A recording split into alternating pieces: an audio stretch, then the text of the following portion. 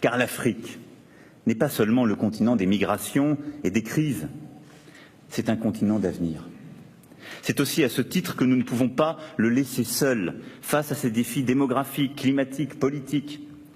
Nos entreprises, nos étudiants, nos chercheurs, nos artistes doivent s'y intéresser. Je me rendrai prochainement à Ouagadougou pour porter ce message.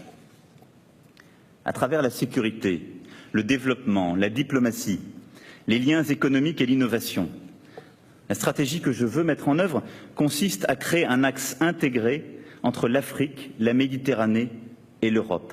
Axe dont les pays du Maghreb sont évidemment nos partenaires privilégiés, comme j'ai voulu le montrer lors de ma visite au Maroc et dans les échanges réguliers avec l'Algérie comme la Tunisie.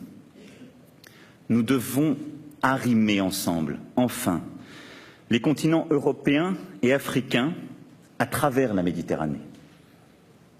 Le Maghreb restera pour cela une priorité centrale pour la France, dans tous les domaines de notre coopération, qu'elle soit économique, politique, mais également culturelle.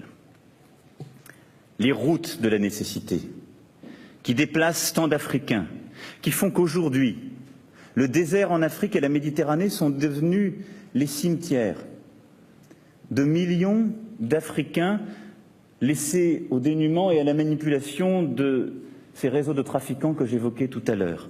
Ces routes de la nécessité doivent devenir des chemins de la liberté unissant l'Europe, la Méditerranée et l'Afrique.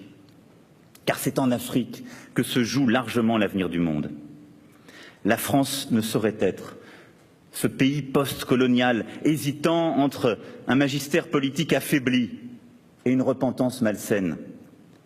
Les pays d'Afrique seront nos grands partenaires et nous devons continuer à apprendre d'eux comme ils peuvent apprendre de nous.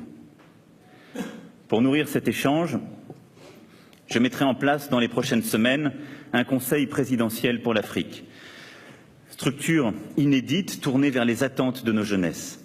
Ce conseil transformera la gouvernance de la politique africaine en réunissant près de moi un groupe de personnalités engagées et issues de la société civile.